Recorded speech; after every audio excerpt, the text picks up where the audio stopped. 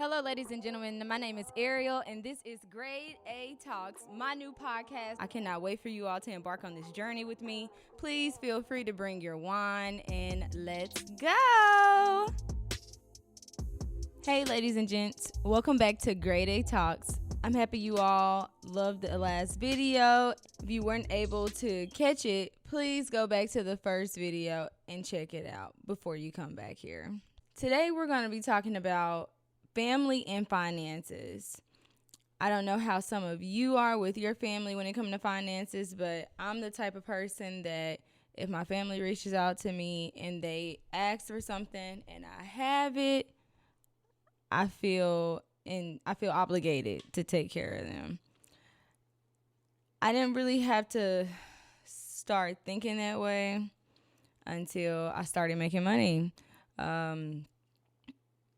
When your family knows you have money, sometimes family likes to ask for a piece of your money. It's normal, it's common. And I used to be the type of person that was very giving.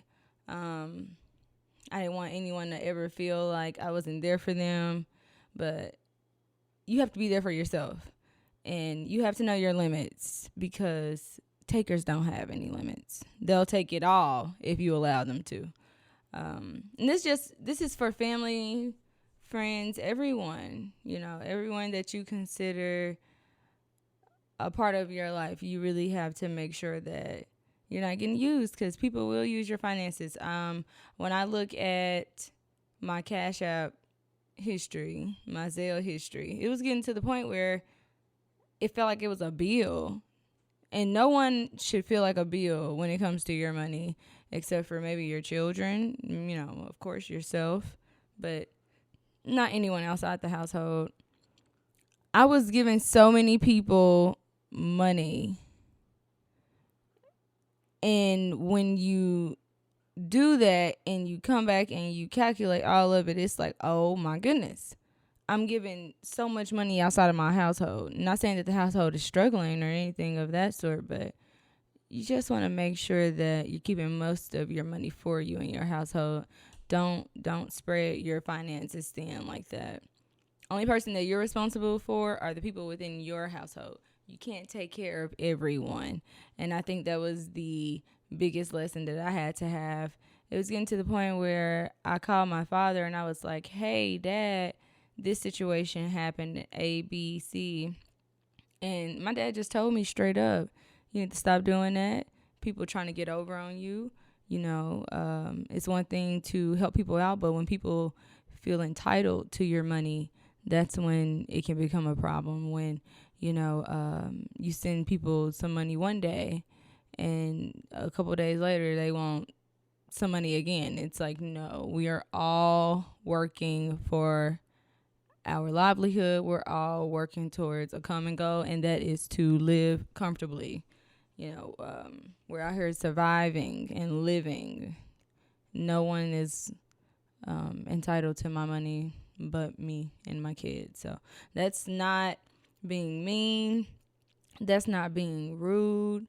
I feel like it should be common sense as an adult. If I'm working and making money, no one besides who comes from me should feel like they can get a piece of what I'm working for. You have some family who's married and they'll seek help, and I never understand that. If you're married, I feel like you shouldn't ask people who aren't married for money. If you don't have children, don't ever ask someone who does have children for money. You always have to consider that, and we have a lot of people who don't consider that, and it's not okay. We really need to work towards that. No one really cares about helping someone as long as they feel as though you're helping yourself. But don't ever depend on anyone. That's why I always say it is very, very imperative that we all seek our own financial lanes. Oh, wait. I feel like setting financial boundaries are necessary. Again, if you don't, people will run you dry. At one point last year, I had certain family members who were aware that I was travel nursing. I'm working towards money for me. You have to have financial boundaries with people. And you also have to have financial budgets for yourself. You know, I knew it was a problem when I was starting to budget money I was giving to other people into my budget. I should never be budgeting another person into my budget. That's insane. Can't do that. Financial boundaries, financial budgets are important for everyone. So make sure that you all are paying attention to how much money you're spending versus how much money you're making versus how much money you're giving. Make sure that the giving and the spending makes sense on the back end for what you're making, the money you're generating, because you can't give more than what you have. And don't give anything that you're going to need right back, because them people not going to give you no money right back. Never. They're not. If anytime you give someone money, I feel like the best thing to do is to not need that money immediately back, because you never know if you're going to get it back or not. You know, that's the difference. Words have meanings. You have borrow and you have have. Have implies that you don't ever have to give me this money back. Borrow implies that I need that money back. You know, never give more than you're able to give, and never give anyone, I'm talking to men, I'm talking to women, never give anyone the power to put you in a financial bind because you helped them. That's not your problem. If they're not your children, that's not your problem. And when I say children, I'm talking about small children. I don't feel like no one should allow anyone to put them in a financial bind unless they're your kid, like life or death, because money can be made again. Everything else, no. So that's how I feel about that situation. Hope I don't offend anyone, but you know what they say, a hit dog gonna holler. And like I like to say, if you can fit them shoes, lace them motherfuckers up. I'm just playing. But that's my 2 cents on finances and family. Always look out for yourself first. Never put yourself in a bind for anyone outside of your household. For real. Anyone outside your household. It's not worth it. And I also want to touch on a huge topic that I see percolating on the internet so often. And I'm a part of it too, because I'm a part of the community that I see it most often affecting. And that is the black woman and the black man relationship dynamics. I feel like the reason why there's so much conversation surrounding black women and black men entering into a relationship with each other, the reason why people say there's so many rules for black women and black men, is because we don't even understand one another on any level. You know, we have this understanding of women and this understanding of men, and sometimes we try to apply those to every situation, and every situation is not the same. You know, every situation with a black woman, with a black man, it's not the same. I feel like our community needs to work more on understanding one another. There's a lack of willing to understand. We prejudge one another so fast, not really empathetic towards one another. We extend so much grace and understanding to everyone else except for our own. It's the most detrimental mindset that I've ever witnessed, but it is true. We're nice to everyone else. We're very understanding to everyone else. We give everyone else so many chances. We're so empathetic to everyone else's tears, everyone else's story, except for our own. And we have to do a better job at prioritizing our own, listening to our own, trying to understand our own. Because, to be honest, as an adult who can accept accountability for her own issues with men in my past, as a grown woman who understands the parts that I played and the demise of my relationships in the past, you'll understand, if you seek accountability, that we both have problems. Women have issues they need to deal with. Men have issues they need to deal with. You know, no one's perfect. We need to get away from thinking that, women are perfect. Oh, men are perfect. No one's perfect. We're all human. We all make mistakes. We all have our shortcomings and our flaws. Find someone that you're compatible with, that you like. Do your best to understand that person. Do your best to extend grace to that person as a human being, because we're all on this journey of life trying to figure things out. A lot of people that y'all say are horrible people aren't horrible people. They're just not the people for you. Lack of compatibility. It's a thing. Someone who you may think is a 5, another person may think is a 10. To each his own. Everyone isn't everyone's cup of tea. So I feel like instead of just jumping into things, we need to actually sit back, take a seat back, and actually get to know who you're dealing with. Vet the person out. We live in this society where instant gratification is something that we've grown accustomed to, because the world around us, that's how it works. Everything is instant. We have access to things, so fast that we feel like we should have access to people so fast. We should have access to people's business so fast. And that's not how the world works, because at the end of the day, we're still people. So you have to actually vet people out, get to know these people, before you just commit yourself to a situation that, hey, I probably wouldn't have committed myself to this situation if I knew how the situation would play out entirely. That goes to those red flags. Women have them, men have them. Red flags are not, synonymous to one group of people. It's not just solely women. It's not just solely men. We both have issues. Anytime you enter into a conversation about dynamics of women and men, black women and black men in particular, it's so much blame.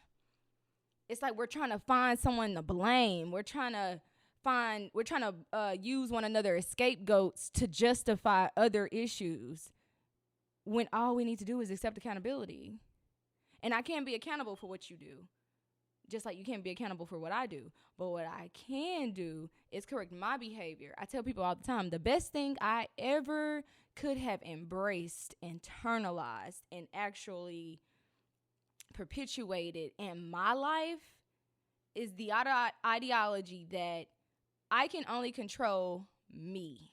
I can't control what anyone else does. I can't control what a man does. I can't control what a man says. I can't control any other person but my own self. I can't control anyone else's thoughts, anyone else's actions. The only person that I can control in this world entirely, without any type of influence, is myself. So instead of focusing on how someone is towards me, I focus more so on what I can control. And what I can control is, how do I approach a person? How do I approach a situation? How do I respond? How do I react to things? How am I engaging with others? How is my encounter with someone that I may not like that? Different personalities. Like, we have to really dig deep and work on ourselves more so than projecting things onto other people, whether it be our insecurities, whether it be our own shortcomings, because as humans, we can do that sometimes. And you know what that term is? That term is narcissism. It's a lot of narcissistic behavior that is one of the significant reasons why so many people don't want to be in relationships today. And it's really sad, because relationships can be beautiful. Unity is beautiful when it's done right. But there's so much gaslighting and narcissism. And it's so funny how narcissism and gaslighting are new terms on the internet. And you know how it is when people get on the internet, they start using these words, and then it's like a new word for everyone. The one I see the most commonly used is narcissism, and people put that label on everyone, when indeed and in fact, narcissism is actually a psychological disorder. I learned that when I was in psychology and we were going over psychological and social disorders. Narcissism is a psychological disorder. It's definitely a psychological disorder. This is not up for debate. You can look that up. And a lot of people are narcissists. And I know it has such a horrible stigma these days that, once you're labeled a narcissist, it really makes you feel a little dirty. But it's actually an issue. And I, for one, would recommend any narcissist to seek therapy. Be single. Be on your own until you're able to not display narcissistic behavior. Narcissism in a woman can destroy a man. Narcissism in a man can destroy a woman. People are out here destroying one another and then putting themselves back out here, and it's just a continuous cycle of ruining people.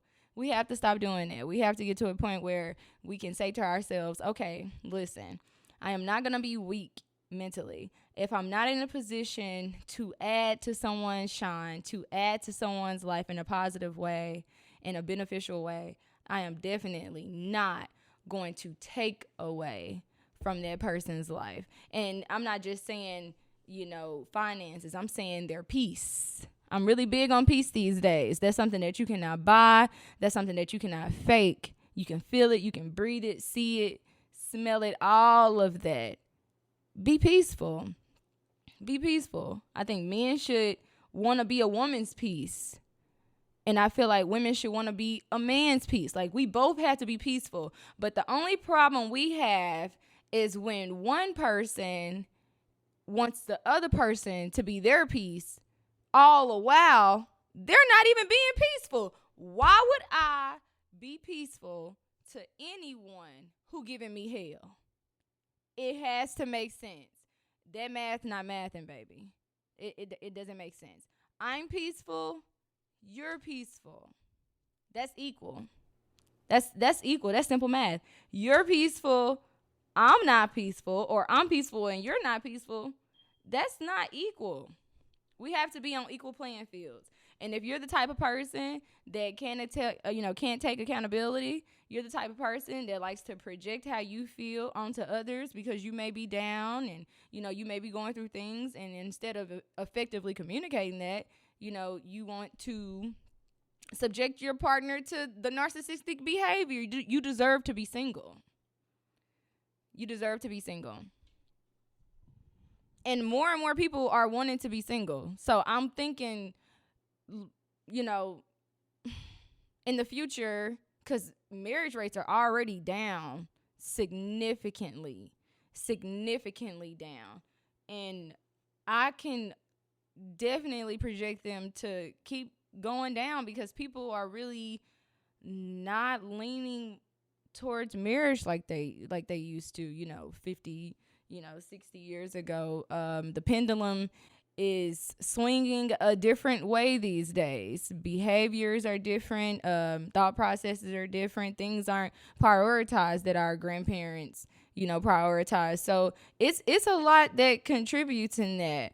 But I feel like all of that can be reconciled again if we seek understanding, know who you're dealing with, actually know this person, take the time, invest that time into actually getting to know that person. And I feel like that will truly eliminate all the other issues. We have to understand one another, man and woman, and black man and black woman. We have to understand that a lot of issues that we have were strategically placed so that we would have the results we have today. People all on social media hating each other. If he shows he loves his woman, that's him being a simp. A lot of degradation. People very demeaning, very belittling of black women all across social media, and they get no repercussions behind it. Very disrespected group of people overall, in a very unprotected state that the women remain in and have been in for a long time. Black women are very unprotected race of women, and that should definitely change. We just have to do better. Black men, black women, we have to do better. We have to see every black woman as our sister. We have to see every black man as our brother. And I feel like that love and that respect for people who you're not in a relationship with will triple over, and it can start a domino effect to where every black person sees value in every other black person. It starts in the house. When they say that the revolution will not be televised, it wasn't necessarily saying that it wouldn't be on TV. It was saying that it wouldn't be public. It's something that's going to happen in your own space at your own pace. But it definitely starts in the mind. And I truly feel that black women and black men, women and men in general, but especially my community, we need to do better at understanding our partners. Potential partners, potential suitors, candidates, your roster. I know y'all love to say the roster. Whoever it may be, we have to do better at understanding people and then knowing when to let go. Because everyone is not for your understanding. Again, we're not compatible with everyone. That's fine. You would rather know now than later, but don't demean that person because it didn't work out with you. Maybe, you too much for them to handle. Maybe, they want more, whatever it is. There are billions of people in this world. You will be fine. We have to do better. Let's understand. Let's be more understanding with one another, and let's extend more grace to one another. More understanding, more grace, because we are human beings. Parenting.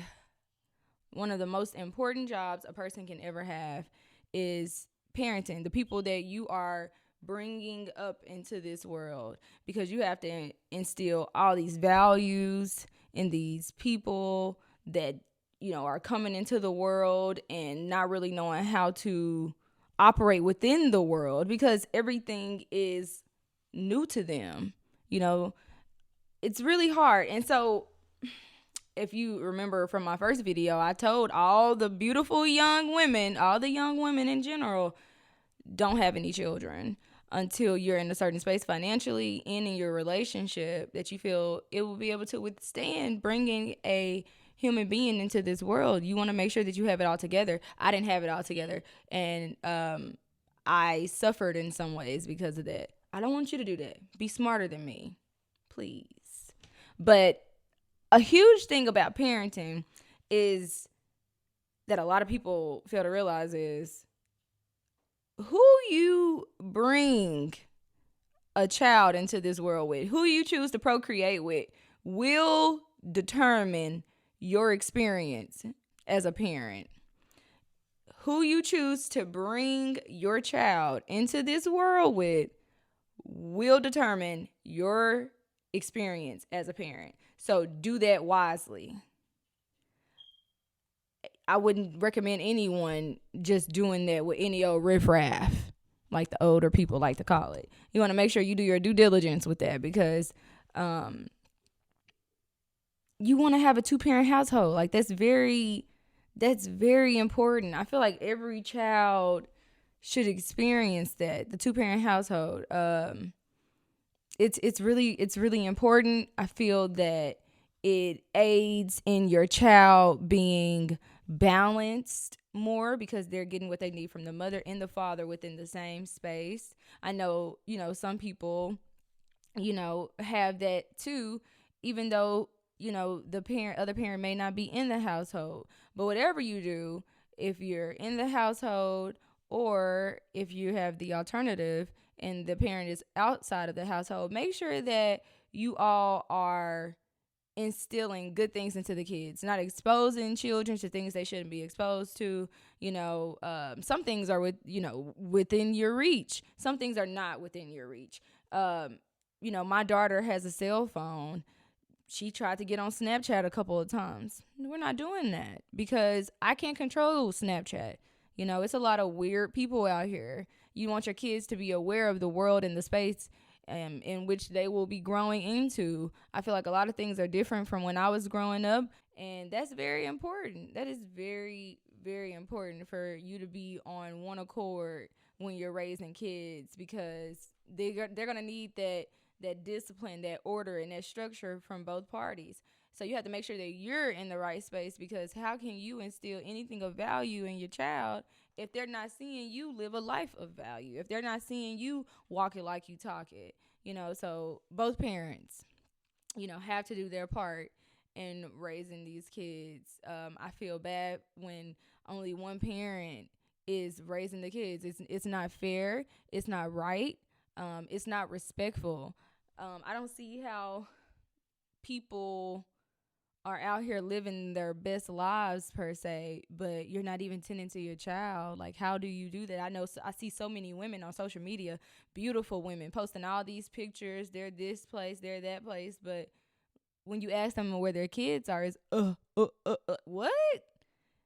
You're such a beautiful woman. You seem like you have such a high self-esteem, but you don't have your kids. What are we doing here? And the same goes for a man. You don't get off easy. I know statistically women have children. Women, when the mother and the father don't remain a unit, 9 times out of 10 the woman will have the child more. That doesn't mean that you should never have your child, sir. And I know a lot of men who do have their children. Statistically, black men are in the household more so than they are not. I know that's not the statistic that's perpetuated to the masses, but I'm here to tell you, and you can look it up because men lie and women lie, but them numbers don't lie unless it's a vote count, but for the White House. But black men are in that household, and I love to see it. I love to hear it. I was surrounded by great black men who loved their children, took care of their households. So I was in that space growing up. And it's important to be in that space because you know how it's supposed to be. So going back to what I said, don't make your life harder than it has to be. Once you know how something is supposed to be, never divert from that, because within that diversion from ideal ways of living, that alternative way of living is hell. Don't do it to yourself. You want structure, you want order, you want discipline for yourself, structure, order, discipline for your children. Again, like I said, who you choose to procreate with will determine your reality and your experience as a parent.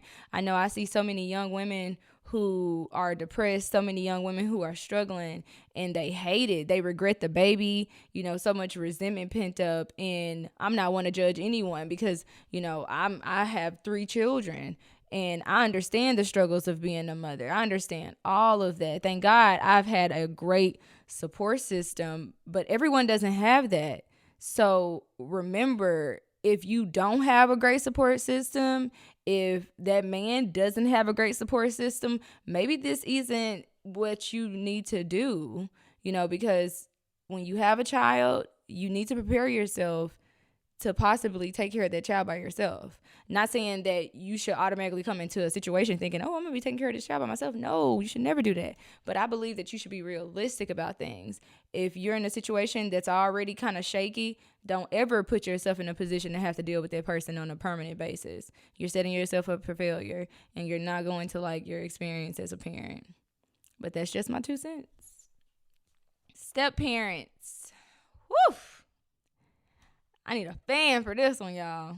What I will say is, and this is just my honest take on step parents, there are some great step parents out here. I have a stepdad who I feel was more than a step parent. I feel like he was like another dad for me. I always tell people, they're both going to walk me down the aisle. It won't just be my biological father, because I look at my stepfather like my father too. I differentiate the two by calling my biological dad daddy, pops. I call him pops more than anything, and I call my stepdad dad. Yeah, like both really great men, and it's just important. Like step parents, like you have to respect the fact that someone will come into your life, take you in, raise you like you're their own. This man was great to me growing up, at every basketball game. He was at, the track meets, bought me my first pair of track, cleats, paid for my AAU sports, my basketball camps. Like he was such a huge factor in my life. He walked me down the football field when I won homecoming queen, bought me flowers. Like he has always been a very present force in my life, and that's something that can never be taken away. And I love and respect that man for that. And I appreciate him for not being weird, because you hear about these stories of women bringing men around their children and the men violate the situation in, one way or another. I'm so blessed and fortunate that I never had to deal with that. He was a stepdad, great stepdad. And my mom met him when I was 3 years old, and we had our run-ins. I feel like I appreciated him more once I got older and I actually understood the dynamics of relationships. And sometimes things just don't work out, but it doesn't necessarily mean that you don't have to accept the person that chose to be a part of your life, especially if they're coming in and it's all good vibes, all positive energy, and they love you like you're their own. How could you ever be against that? On the other hand, my dad's wife and I, we have had an ongoing vicious cycle of I won't even call it a relationship, a situationship, because we don't have a relationship now, but I feel like that is best for both of us, because the only person that I truly, at this age, 29 years old, mother of 3 children, and a grown woman in every aspect of the word, I don't want to have a relationship with, certain people. I feel like we have to prioritize people in our lives. And if you don't make the cut on the priority, it doesn't necessarily mean that you're a horrible person. It doesn't necessarily mean that I hate you. It doesn't necessarily mean that we have beef. None of those are true. It simply means that we are not for one another. Like I always tell people, I'm not for everyone, and everyone isn't for me. And I feel like it's okay to be like that. I feel like everyone isn't gonna like everyone. I'm not a go out of my way to be like type of person. I'm a very, what you see is what you get type of person with me. I'm very direct, overt in all ways. I am who I am. If I have areas that I need to work on, improve on, I'm very open to those. But at the very essence of who I am, I have always been this way. Growing, in the areas that need to be tweaked a little bit, more refined a little bit. But I feel like Maya Angelou said, I am enough just how I am. I am enough. So even with me being enough, maybe I'm not the right flavor for that group of people, but I'm perfectly fine in this space. And that's how I feel about that situation. I love my sisters. Those relationships have been topsy-turvy depending on my relationship with their mother. And, that's fine, because, again, I am all for, love and grace, but I don't go out of my way. Like, I'll never initiate any type of reconciliation if I feel like I wasn't the main culprit. If I didn't destroy a situation, I'm not going to work to rebuild a situation. I won't take the blame for all that. I feel like a lot of people have to accept accountability for the things they've done, for the things they've said. I feel like people have to understand that time goes on. People don't forget anything. I'm a person. I don't forget anything. And, I feel like after a certain amount of time and after a certain amount of actions that I don't like or that another person doesn't like, I feel like it's best to just call it what it is and be like, maybe we not each other's type of person. Doesn't necessarily mean that we have to hate one another. It's just that, we can be cordial.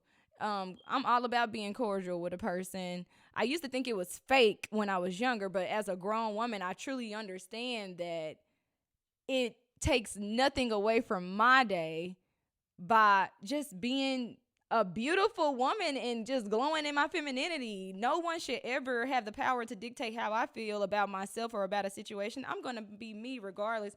I will go to somewhere knowing someone don't like me. I will laugh my ass off, swing my hips, my hair, and have a great time, because you have to stop allowing people to have power over you. So when it comes to my stepdad, again, I've had, a very loving and, he used to get on my nerves a lot relationship with him when I was younger. And, you're going through that pubescent age and you don't like nobody because your hormones are raging and you don't know what you think you know. And with my stepmom, and, I appreciated my stepdad more like a teenager and adult. But I saw the value in him very early. And I was like, it's not a lot of men out here like that. My stepmama, I feel like it was a lot of women like that. I felt like it was a lot of women who probably came into a situation loving the man and not necessarily loving the child, but really trying to love the child, and or just saying they were trying. I don't really know. I don't know what other people think. I can only speak on my experiences, and it wasn't much love there. But it's a lot of situations like that. I know a lot of women who had situations with step parents that weren't great situations, and then you meet some people who have great situations with their step parents and, stepmothers in particular. And it's like, oh my God, that's so awesome. Like, I'm so happy for you. That's not my situation, but I'm happy for you. So when it comes to that situation in particular, cordial. I feel like that has been a very huge situation in my life since I was a child. Just a lot of craziness with that situation since I was a child. But at this age now, this big age I am, 29 years old, I love the fact that, I have my relationship with my dad, who, is the person that connected me to that situation entirely. So I'm happy that my relationship with him is good. And I have a great relationship with a couple of my siblings. So that's more than good enough for me. I'm happy with that. I'll take that any day, every day. Cuz I love who loves me, and I don't go out of my way to love anyone who's exhibited any behavior that I don't, think is love. So, I mean, that's cool. You have to learn your people and people who aren't your people. And just because the person isn't your flavor, like I say, does not mean that you have to hate that person, to go out your way to, bother that person or anything like that. But when it comes to speaking on experiences, I'll be damned if anyone ever tells me how to speak on something that I lived and my personal experiences, because no one knows my life better than me. Okay, so again, I'm from Arkansas. I didn't choose to be from Arkansas, although I love certain parts of Arkansas. But we have a governor in Arkansas, Sarah Huckabee Sanders, and she is against the critical race theory. And if you're not familiar with the critical race theory, I will read you something. It is straight from Miss Sarah Huckabee, where it says that, here we go. It is the policy of this administration that critical race theory, discrimination, and indoctrination have no place in Arkansas classrooms. Government policies must empower parents to make decisions for their children and foster curriculum transparency in classrooms across the state. And the Constitution of the state of Arkansas and the Constitution of the United States of America recognize the equal value of every individual and provide equal protection under the law, regardless of color, creed, race, ethnicity, sex, age, marital status, familial status, disability, religion, and national origin. And she also went to say, critical race theory is anti-ethical to the traditional American values of neutrality, equality, and fairness. It emphasizes skin color as a person's primary characteristic, which I think most Americans emphasize skin color as a person's primary characteristic, thereby resurrecting segregationist values, which America has fought so hard to reject, because America is the land of the free, and America is a melting pot, and America loves its black and brown people. You don't believe me? Take a look at history. Oh, I forgot. They're trying to remove that from history. That's a problem, people.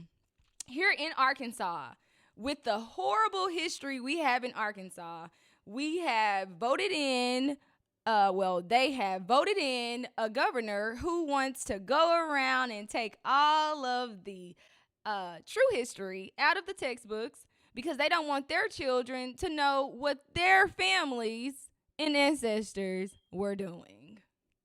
So it's a way to whitewash history yet again. It's like a continuous cycle of whitewashing. It's like, why do we live in a society where we are complicit with the acts of whitewashing?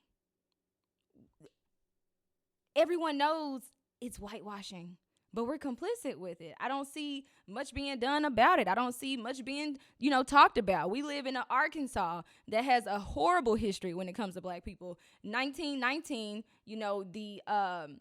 the Red Summer, not too far from where I'm from in Stuttgart, probably like an hour or so away.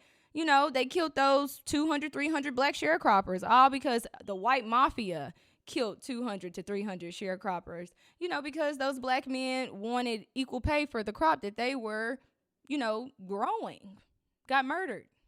That's in Elaine, Arkansas. You should look into that. And they also sent the military down there to kill them people in Arkansas, the land of the free. Then, we have the Little Rock Nine. And I know we love the Dallas Cowboys. I know we have so many fans in Arkansas, some real deal Cowboy fans. My grandfather is a huge Dallas Cowboy fan, but it's crazy and it's quite ironic that, the owner of the Dallas Cowboys was actually there during those riots they did when the Little Rock Nine was happening. You should look into that too. And then we have various situations. I had a cousin who was murdered in Little Rock, unarmed. Macon rest in peace. We have so many issues here in Arkansas, so much just festering in Arkansas. And then to create a bill like that and for it to be able to stand, it shows me what people in Arkansas truly think. We say, as we saw in the what I read, we saw that she said that, all of us are treated equally in fairness.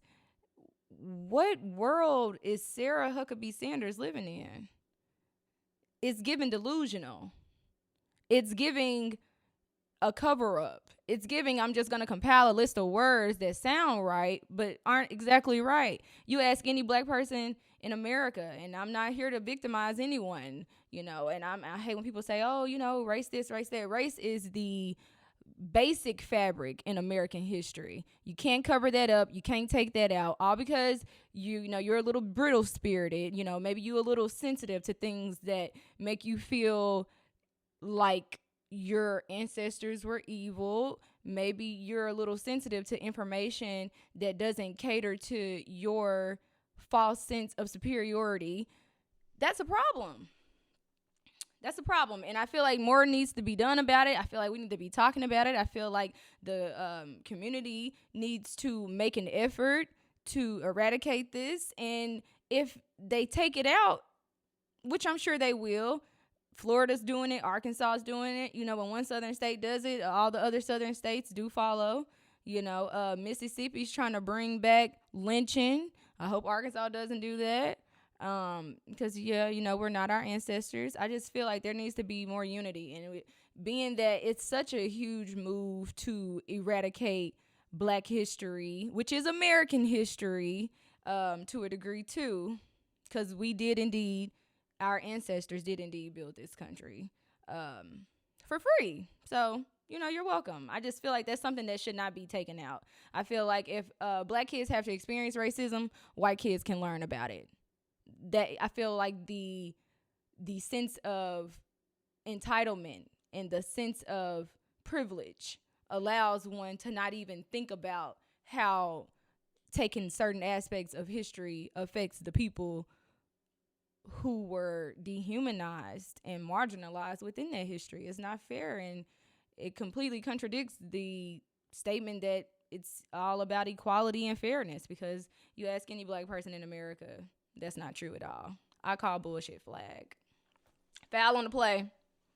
So what I'm coming to you all to talk about is I want to be that big sister that provokes thought. I want to be that person that plants that seed within your head to make you just think beyond your surroundings, think beyond the environment that you're enclosed in.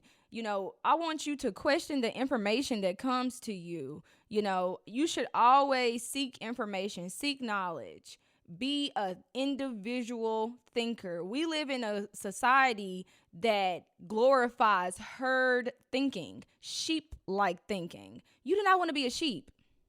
Sheeps get slaughtered. You have to be an individual thinker. You're living in a world that has been systemically put together, a system that we're operating and engaging within that has been calculating our every move, calculating how we act towards one another, that, benefits from our division as a people. We have to do better. You have to do better. And it's the brilliance of knowing versus doing. We know so many things, but do we act on those? Do we implement any actions to eradicate those things that aren't benefiting us, that aren't great for us? That's what we need to do. And that's why I'm here, bringing you information, provoking those thoughts. I want to get your take on things. How do you feel about things? From a real standpoint, not what the masses want you to know, not what the masses want you to feel. How do you truly feel about what's going on in the world around you? Because you are either against things or you're complicit within them. Never be complicit in anything that doesn't benefit you or your people. I hope you all enjoyed the show, and I hope you come back for another round of Grade A Talks. Have a great night. Bye. Thank you for listening and tuning in to Grade A Talks. I hope you all are feeling good. You can follow us at Grade A Talks on all social media and podcast platforms. I hope you guys have a great day. Peace.